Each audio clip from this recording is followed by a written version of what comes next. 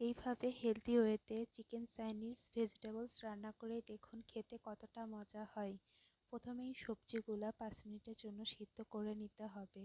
তারপরে 2 চা চামচ সরিষার তেলের মধ্যে 1 চামচ আদা রসুন বাটা দিয়ে ভালোভাবে নাড়াচাড়া করতে হবে। তারপরে চিকেনের টুকরাগুলো দিয়ে ভালোভাবে ভেজে নিতে হবে। তারপরে সিদ্ধ করে রাখা ব্রকলি, ফুলকপি, আলু আর গাজর দিয়ে ভালোভাবে ভেজে নিতে হবে। অনেকেই আছেন এই ভেজিটেবলসের মধ্যে সয়া সস, টমেটো সস ব্যবহার করেন, কিন্তু যারা ডায়েটের জন্য খেতে চাচ্ছেন তারা এগুলা ব্যবহার করবেন না। তারপরে 1 কাপ দুধের মধ্যে 2 চামচ কর্নফ্লাওয়ার দিয়ে ভালোভাবে গুলিয়ে নিতে হবে। তারপরে কর্নফ্লাওয়ার গুলানো দুধটি সবজির মধ্যে দিয়ে ভালোভাবে কষিয়ে নিতে হবে।